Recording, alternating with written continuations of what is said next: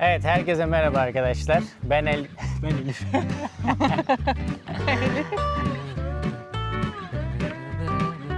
Evet, herkese merhaba arkadaşlar. Bugün sizlerle birlikte 2 yıldır Almanya'dayım ve başımızdan neler geçti, memnun muyuz, hayatımız nasıl ilerliyor?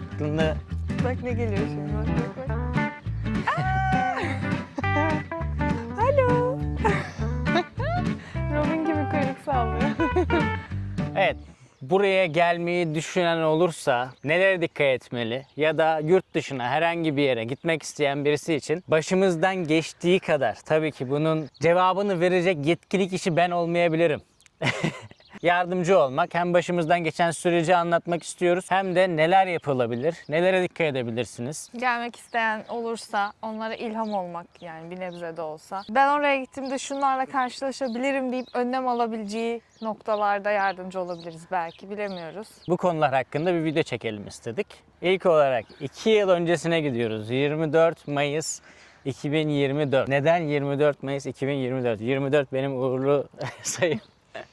24 neden bir insanın uğurlu sayısı olur demeyin. 24 benim uğurlu sayım. 24 Mayıs 2024'te ben daha doğrusu Almanya'ya geldim. Bu arada Almanya bizim ilk hedefimiz değil. Bizim yurt dışında yaşama gibi bir hayalimiz hep vardı. İlk tanıştığımız günden beri hep ortak bir hayalimiz vardı. Bunu nasıl gerçekleştirebiliriz diye baktık. İlk olarak Green Card'a başvurduk.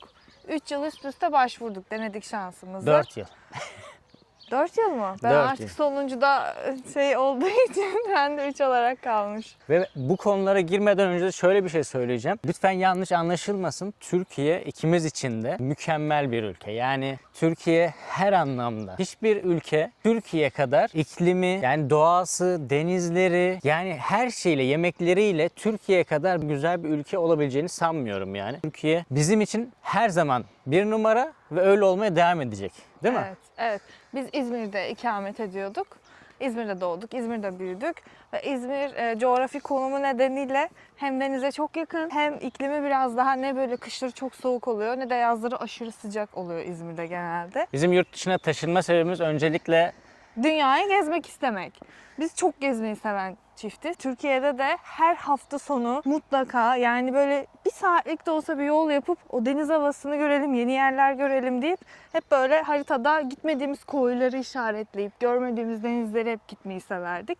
keşif yapmayı sevdik ve Türkiye'de de, yani zaten bunu söylemeye gerek yok, mükemmel yerler, görülmesi gereken harika noktalar var. Yaşadığımız yerde bile, İzmir'de bile hala görmediğim belki birçok nokta vardır görülmeyi bekleyen. Bizim amacımız zaten bu. Videolarımızı izliyorsanız, bu arada kanala ilk defa gelenler hoş geldiniz. Şuradan bir abone ve beğeni alabilirsek teşekkür ederiz. Çok güzel videolar çekiyoruz. İlk olarak Almanya'yı keşfediyoruz. Daha önce bir Almanya turu yaptık. Şimdi YouTube'la sizlerle birlikte bir kere daha Almanya turuna başladık. Onda neredeyse bütün şehirleri gösterdik. Size devam ediyoruz göstermeye. Böyle bu şekilde videolar gelmeye devam edecek, gezi videoları, ama ara sıra da bizim hayatımıza dair videolarda atmayı düşünüyoruz bu kanala. Şimdi konumuza gelelim. Almanya'ya nasıl geldik? Almanya geldiğimizde değdi mi? Almanya'da umduğumuzu bulduk mu?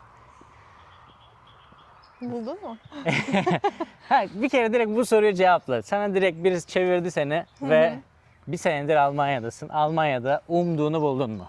Kesinlikle buldum. Genel başlıklara değinerek anlatmak istiyorum. Bir kere Avrupa ülkesindesin. Adım attığın an ülkeye bunu hissediyorsun. Artık ben bir Avrupa ülkesindeyim. Hani belli başlı kuralları var ve benim o kurallara uygun bir şekilde yaşamam gerekiyor diye. Bu direkt sana yükleniyor zaten adım attığın an. Onun dışında Almanya'da bence şahane bir yer. Her yer yeşillik. Zaten yeşilliklerine diyecek bir laf yok. Son derece bakımlı sokakları, son derece bakımlı parkları, son derece güvenli sokakları var. Yani hem bir çocuk için hem de bir kadın için çok güvenli bir ülke burası. Evet. O yüzden değdi benim için.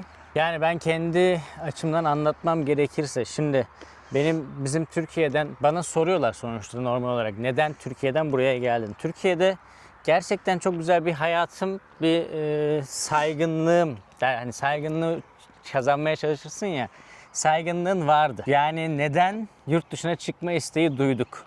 Sorduklarında ilk başta açıklayamıyordum ama şimdi mesela Almancamı çok şükür birazcık ilerlettim ve hala birazcık Yani bir kişi Almanya'da yaşayabileceği seviye, ne kadar Almanca ihtiyaç duyabilecekse Onun %70'ini karşıladın. Hatta %75'i olabilir belki. Yani zaten kendi mesleğim üzerinde çok daha iyi konuşuyorum. Çünkü sürekli işin içinde olduğum için dışarıda biriyle sohbet ettiğimde konuştuğum Almanca ile kendi işim üzerinde konuştuğum Almanca biraz daha farklı. Çünkü pratik yapabiliyorum. Kendi işime dair kelimeleri biliyorum. Ezberledim artık, yani neyin nerede kullanmam gerektiğini. Kendi işim olduğu için, sürekli işin içerisinde olduğum için, sürekli karşılaştığım ve tekrar ettiğim için Almancam kendi işim üzerinde çok gelişti. Ama kalkıp da her konuda bir insanla sohbet edebilir miyim? Ederim. Tebrik ederim abi. Birine bir şey aktarmak istediği zaman 10 cümlede anlatıyor olabilir.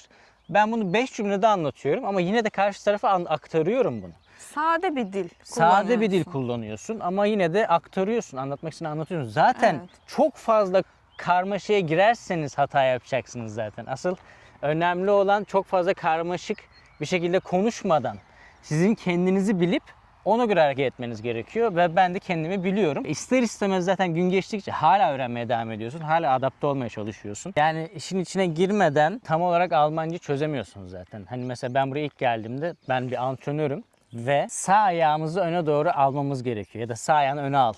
Mesela çok basit değil mi? Sağ ayağını öne al diyemiyordum yani. Bu inanılmaz acı bir durumdu. Yani şu anda çok şükür her şeyi anlatabilecek seviyedeyiz. Ama tabii ki buraya gelmek kolay olmadı. Sürekli çalıştık, çabaladık, çok şükür. Yaptık. Mein deutsche Freunde auch sehr geholfen. Ich danke sehr. Ja, ich habe mein Deutsch verbessert, natürlich. Ich wollte jetzt ein bisschen Deutsch sprechen. Diese Weise, Sie können auch sehen, wie spreche ich. Ich finde zuerst mein Aussprache ist gut. Aber natürlich kann besser sein. Ich muss noch Grammatik lernen. Über Grammatik, ich habe nicht genug Info, ich muss das sagen. Aber wie spreche ich? Ich meine ganz gut. Jetzt Beispiel, es gibt dort zwei Männer. Ich spreche ein bisschen noch leise.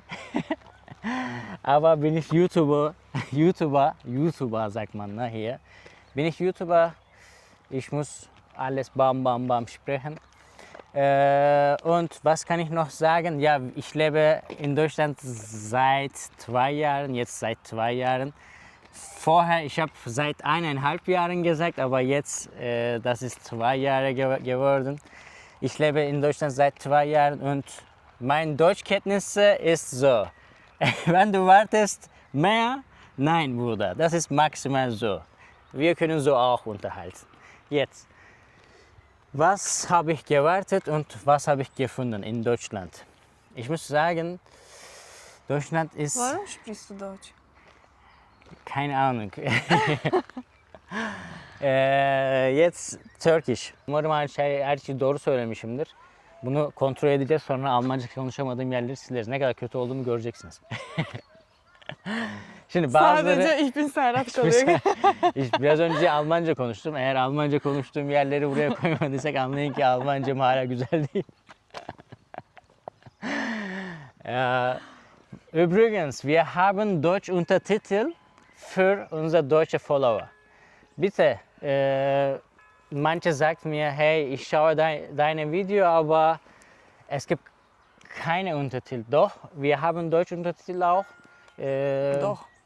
Ihr könnt unten das sehen. Und mein deutscher Follower, natürlich, was machen wir? Like und abonnieren bitte. Danke im Voraus.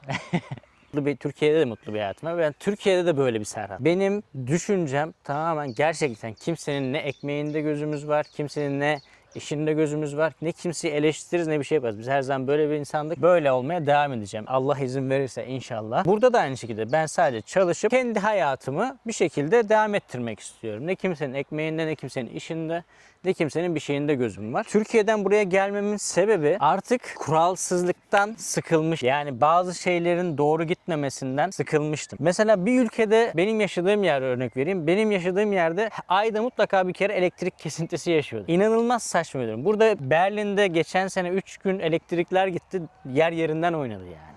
Bu sadece küçük bir örnek. Mesela bir yağmur yağıyordu. Her yer sel oluyordu.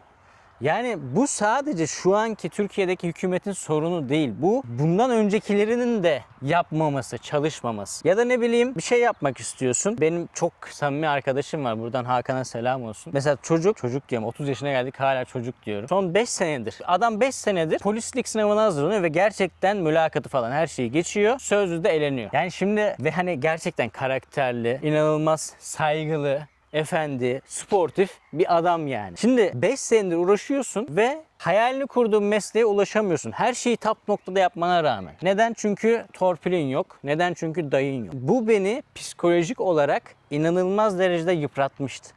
Yani tek sorun emin olun buydu. İnanılmaz derecede psikolojik olarak yıpranmış durumdaydım. Çünkü bazıları için hiç umurunda olmayabilir. Ülkenin durumu, nereye gidiyor falan filan. Videonun başında dediğimiz gibi arkadaşlar Türkiye yani mükemmel, cennet, gerçekten mükemmel bir ülke. Hiç kimse benim bu fikrimi büyük de konuşuyorum değiştiremez yani. Hangi ülkeye gidersek gidelim, ne yaparsak yapalım. Sorun tamamen sistemsizlik, liyakatsizlik ve kuralsızlık. Yani başka bir şey söylemeyeyim. Bunlara bulunamayan çözümler büyüdü ve bizim canımıza tak etmeye başladı. Psikolojik olarak çok yıprattı bizi. Ben artık kendimi oraya ait hissetmiyordum. Çünkü benim karakterim dolayısıyla ben değiştiremiyorsam bir sorunu inanılmaz psikolojim bozuluyor. Yani bir sorun var. Ben her zaman hayatta böyleyim. Bir sorun varsa çözümü vardır. O çözümü yapılmıyorsa o sorun sorundur. Şimdi Almanya. Ben Almanya'da yaşadıklarımı anlatsam, bak Almanya'ya geldim, tek tek size anlatsam dersiniz ki abi abartma bu kadar da olmamıştır ya falan dersiniz büyük ihtimalle. Hepsini anlatırsam video çok uzun olur. Direkt başımdan geçen birkaç olayı size anlatmak Doğru istiyorum. da olmaz ama zaten senin anlatman ya. Hani çok yanlış bir algı oluşabilir. Ya bazı şeyleri anlatacağım şimdi size. Eyvah. Şimdi ben Almanya'ya nasıl geldim? Öncelikle ben Almanca öğreniyordum zaten. Çünkü bunu artık kafaya koyduk. Almancayı böyle yavaştan öğrenmeye başladım. Kursa gitmedim. O sırada da iş arama vizesine başvurduk. İş arama vizesi gelirken de işlere başvuruyordum. Buraya gelen kuzenlerim olduğu için Serhat'a CV ve bir portfolyo oluşturmamızda Almanca konusunda bize çok destek oldular. Biz öncesinde Serhat'a çok güzel bir özgeçmiş hazırlayıp, burada çünkü çok önem veriyorlar ona. Çok detaylı bir özgeçmiş hazırlayıp mesleği sporcu olduğu için bugüne kadar yaptığı, kanıtladığı birçok işle ilgili değişimler, dönüşümlerle ilgili, okuduğu bölümlerle ilgili detaylı bir CV hazırladık. İlk işimiz bu oldu. Güvenilir ellerden kontrol ettirdik, tercüme ettirdik. Evet. Buradan itibaren yurt dışında yaşamak isteyenler için ya da Almanya'ya gelmek isteyenler için nasıl işledi süreç orayı anlatacağım. Öncelikle ben birazcık Almanca kendimi geliştirmeye çalıştım. Elimden geldiğince. Çünkü bireysel derslerim vardı. Aynı zamanda üniversitede çalışıyordum antrenör olarak. Onun haricinde kendi futbol okulum vardı. Aslında aktif bir şekilde çalışıyordum. Elimden geldiğince, zamanım olduğu müddetçe Almanya çalışmaya çalıştım. Bir de en yakın tarihine baktık. A1 sertifikası Göte'den. Çünkü Almanya'da geçerli olan 2 kurum var yanlış hatırlamıyorsam. Biri Göte. Göte'nin hemen resmi sitesinden en yakın sınav tarihine baktık. Ankara'daydı onu hatırlıyorum ama 3 ay sonra falan. 3 ay sonra falandı. Direkt gittik işte A1 sertifikasını aldık. Çünkü A1 sertifikası istiyordu en azından. Bir belge istiyorlardı buraya gelebilmek için. Onu aldım. Ondan sonra iş başvuruları yaptım dediğim gibi bu süreci sürekli. Çünkü hem bu benim için tecrübe oluyordu hem de Almancamı geliştirebiliyordum az çok. Burada Hannover'da bir iş yerinden onay aldım. Adam her şeyimi halletti. Hem ben 81A işçi vizesi beklerken yani nitelikli işçi göçü olarak geçiyor. Elinizde mevcut en az bir yıllık sözleşme varsa onunla başvurabiliyorsunuz. Aynen. Daha doğrusu buradan senin adına başvuruyor. Hem ona başvurduk hem de iş arama vizesine başvurmuş. İş arama vizesinin şu anki adı fırsat kart olarak diye geçiyor sanırım. Hem ona başvurmuştuk. Fırsat kart yani iş arama vizesi daha önce geldi. Onunla geldim ama gelir gelmez burada işe başladım. Ben Almanya'ya indim. Bavulum benimle inmemişti ama. Ben Almanya'ya indim ilk gün. Aktarmalıydı, İstanbul aktarmalı. Evet, ilk gün biletim İstanbul aktarmalıydı. Almanya'ya indim. Baktım biletim İstanbul'da kalmış. Bavulum İstanbul'da kalmış. Yok, gece indim buraya. Hiç dil bilmiyorsun, iz bilmiyorsun, nereye gideceğim bilmiyorsun ve bavulun yok. Ve her şeyin bavulda. Ve her şeyin bavulda yani. Yani yapacak bir şey yok dedik. Hemen Gökçe'yi aradım falan. Gökçe Türkiye'den orayı burayı aradı. Gece o saatlerde. Ertesi gün çözdük ama tabii ki bayağı bir uğraştırdı bu süreç bizi. Sonrasında işe başladım ben. Buradaki iş yerinde 4 ay çalıştım. Sonrasında tabii ki 6 aylık iş arama vizesiyle geldiğim için ben bir yandan da oturum kartı bekliyorsun bunda. Çalışma ve oturma kartı. Onun da bir 4-6 hafta süreci var. Benimki de uzadıkça uzadı böyle. Bazı eyaletlerde uzuyor böyle. Almanya'da zaten en sıkıntılı şey bu evrak işleri. Onu kimlik gibi düşünün. Onsuz hiçbir şey yapamazsınız. Onsuz hiçbir şey yapamıyorsun. Onsuz İzban'a, yani İzban diyorum. Trene bile binemiyorsunuz. Çünkü kimlik kartı şey yapıyorlar, Bazen bakıyorlar. soruyorlar yani. Soruyorlar. O çok önemli. 4 ay geçti ve benim çalıştığım iş yerindeki adam pılını pırtını topladı kaçtı.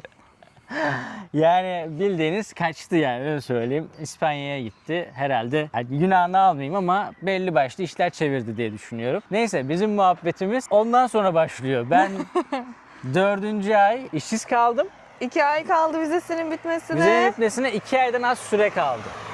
Yani tam olarak 2 ay değil. Vizenin bitmesine 2 aydan az süre kaldı. Ve yıl sonuna denk geliyor bu. Ve Almanya'da Aralık denilmesi demek bütün evrak işlemlerinin durması demek. Çünkü Weihnachten dönemi, Noel Evet. dönemi. Almanya'da Noel dönemi yaktı. Son zaten 2-3 haftası herkes tatil alıyor, izin alıyor. İşler duruyor, hayat duruyor gibi bir şey yani. O döneme denk geldi. O daha da çok şey oldu. İş görüşmeleri yapıyorum. Yani yüzlerce iş görüşmesi, iş başvurusu yaptım. Neresi olduğu hiç önemli değildi. Ama aldığım en çok yanıt yılbaşından sonra işte değerlendirelim, yılbaşı sonra değerlendirelim. O sırada Ausländer Behörde'ye gittim, yabancılar şubesine. Kimliğim hazırdı. Kimliğimi almaya gittim ben. O oturum kartını almaya gittim. Ben o gün oraya kimliğimi alacağım diye gittim. Bana, çünkü aylardır bekliyorum, sonunda oh be dedim, gidiyorum kimliğimi almaya. Bana orada dediği şey, sana bu kimliği veremiyoruz. Çünkü senin işin yok.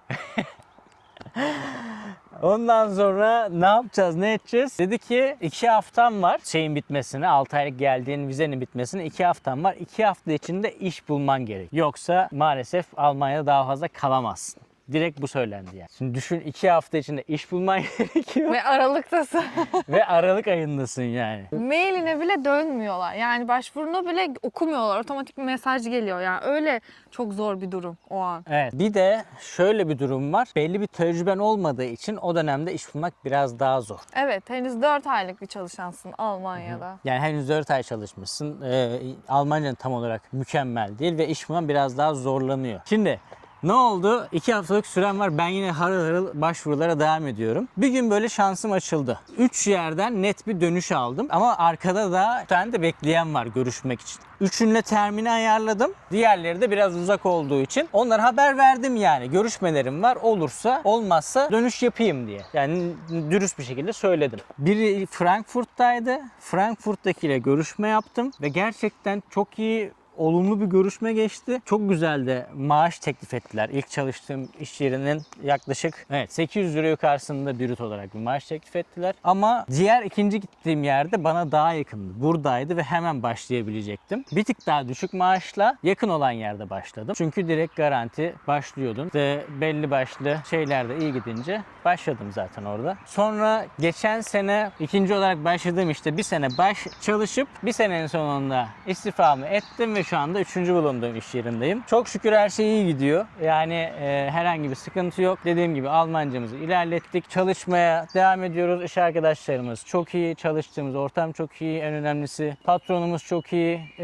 Her şeyden çok memnunuz çok şükür. Şu anda böyle devam ediyoruz. Umarım uzun süreli olur. Umarım uzun süre böyle devam ederiz. Almanya'ya gelmek istiyorsanız, eğer imkanınız ve gücünüz varsa, yani benim gibi aile birleşimiyle gelecekseniz sizin için evet biraz daha kolay bir süreç bekliyor. Ama Serhat gibi çalışma vizesiyle gelecekseniz Almanca şart. İyi Evet. bir şekilde anlayıp iyi bir şekilde cevap vermeniz, kendinizi ifade etmeniz şart. Evet, ilk konu tabii ki Almanca. İkinci konu Almanya'da önemli belge arkadaşlar, sertifika. Yani şöyle söyleyeyim, ikimiz de aynı mesleği yapalım. İkimizin Almanca seviyesi çok iyi olsun. Ben bilgi olarak daha bilgili olayım. Yani çok daha bilgili olayım işte. Tecrübe olsun. 20 yıllık tecrübesi olsun. Tecrübem olsun falan filan. Ama sadece bir tane sertifikam olsun. Gökçe'nin mesela 20 tane sertifikası var. Yeni mezun olmuş olayım. Daha hiç tecrübem olmamış Evet. olsun.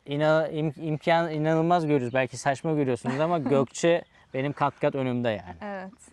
Çünkü ya biraz da şöyle bu durum. Mesela ben bir antrenörüm. Türkiye'de ben her şeyi yaptırabilirim. Yani bütün kursları verebilirim. Bütün sporcularla çalışabilirim. Her şeyi yaptırabilirim. Burada mesela antrenörsün. Antrenörlükten örnek vereceğim kendi mesleğim olduğu için. Mesela rehabilitasyon eğitim vermek istiyorsun. onu veremezsin. Rehabilitasyon sertifikasına ihtiyacın var. Ya da ne bileyim antrenörlük yapmak için ayrı bir belge, spor terapisti olarak ayrı bir belge, spor bilimcisi olarak ayrı bir belge. Yani her şey için farklı bir belgesi Artı var. okulunun da denkliği. Yani mezun olduğu okulunun da Almanya'da bir karşılığının olması, diplomasının karşılığı olması önemli. Yani değişik değişik belgeler karşına çıkıyor hala mesela. Ben mesela şu anda dediğim gibi gelişim aşamasındayım. Ben sürekli hala kendimi geliştiriyorum, hala geliştirmeye çalışıyorum.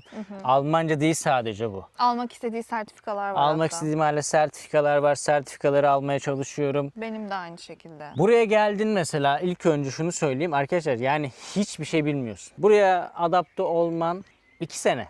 Ben bunu hep söylüyorum bu arada.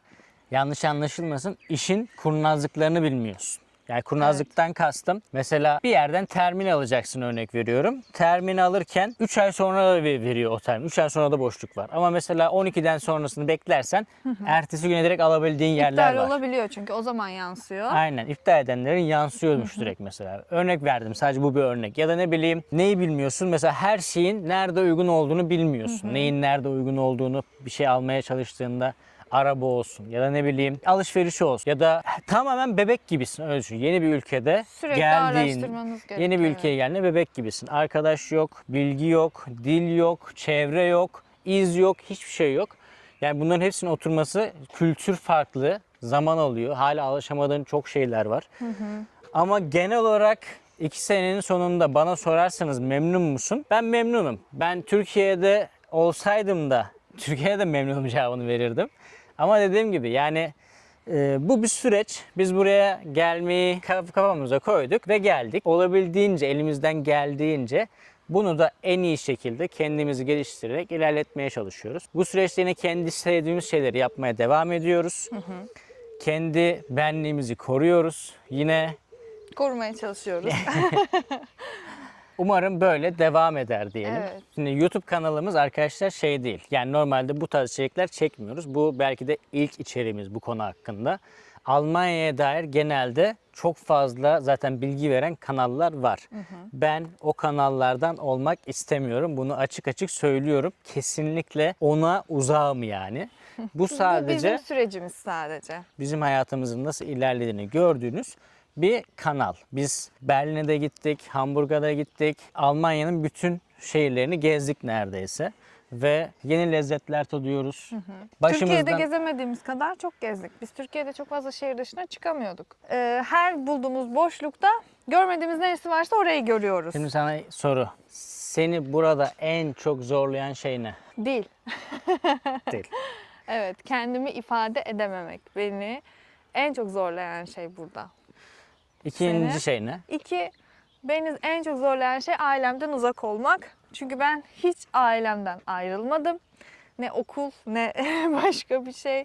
Liseye gider gibi üniversiteye gittim geldim. Hep akşam annemle babamla evdeydim yani. Tatillere annemlerle teyzemlerle giderdim. Öyle hiç ayrılmadım. O yüzden beni 1 yıldır annemi göremiyorum ve babamı göremiyorum. Bütün ailemden uzağım. O beni çok zorluyor. Yeğenlerimi mesela büyüyorlar ve ben o büyüdükleri sürece eşlik edemiyorum şu anda. O beni çok zorluyor bir de. Okey. Seni? Beni gerçekten ne zorluyor biliyor musun? Almancayı bir kenara bırakırsak deniz olmaması bence. Yani inanılmaz bir deniz hasreti yaşıyorum. Evet, ben de şu Almancadan sonra büyük ihtimalle 1. sıraya deniz gelir benim de. Yani havası gördüğünüz gibi, yani burada da güneş var. Arkadaşlar güneş yok şeyine falan. Tabii ki de güneş olmadığı dönemler oluyor. Yani Ocak, Şubat güneş olmuyor bazı. Büyük bir çoğunlukla ama yani Kışın zor geçiyor. kış yani abi, kış ne bekliyorsun ki? Ya hava kararacak, güneş olmayacak. Zaten gün şu an mesela burada saat göstereyim saati. Saat şöyle göstereyim. Saat 20.40. Ve hava böyle. Yazın da güneş batmıyor. Yani saat 12 oluyor, güneş batmıyor. Yani bu da böyle bir şey. Buna alıştık artık. Hava beni burada sıkıntıya sokmuyor. Zaten altında araba var. Millet bisikletle bile o kötü havalarda geziyor. Ben hala anlam veremiyorum. Evet. Anlayamadığım şeylerden biri de bu. Ama yani beni en çok zorlayan şey o deniz. Yani o deniz özlemi beni bitiriyor, yani öyle söyleyeyim. Tatil yapmak istediğim yerlerde direkt mesela deniz tatili olsun istiyorum. Direkt şey olsun istemiyorum. Bilmiyorum. Evet. Temmuz'da bir sürprizimiz var. Evet, yeni güzel yerler, yeni videolar gelmeye devam edecek. Bu tarz içerikler de hoşuna gidiyorsa aşağıda belirtebilirsiniz. Yani bu formatı da sevdiyseniz arada merak ettiğiniz sorular olursa bize yazın. Biz size detaylı bir şekilde böyle video çekelim. Bu arada tekrar söylüyorum ve ciddi söylüyorum. Söylediklerimde ciddiydim. Bizler yardım etmeyi seven insanlarız. Yardıma ihtiyacı olan, bir konuda kafasına bir şey takılan birisi olursa hiç yazmaktan çekinmeyin, sormaktan çekinmeyin. Elimizden geldiğince. Bilgimiz dahilinde herkese, Almanya'daki arkadaşlarım olsun, Türkiye'den soru sormak isteyenler olsun, bilgimiz dahilinde yardım etmeyi isterim ve severim. Arkadaşlar bu da böyle bir videoydu. Dediğim gibi böyle şeylere değinmek istedik. 2 yılın hatırına hem biz yaşadıklarımızı anlatalım, hem bilgisi olmayan insanlar bilgilensin, hem teşekkür etmek istediklerine teşekkür edelim. Hem ailelerimiz bizleri biraz daha görsün, hem de yeni insanlarla tanışalım. Takip etmek isteyen varsa aşağıdan takip edebilirsiniz dediğim gibi. Hem de biraz daha yakınlaşalım. Evet, videoyu biraz daha tanışmış olduk bu sayede. Videoyu beğendiyseniz beğenmeyi, kanala abone olmayı unutmayın lütfen. Kendinize çok iyi bakın. Allah'a emanet olun.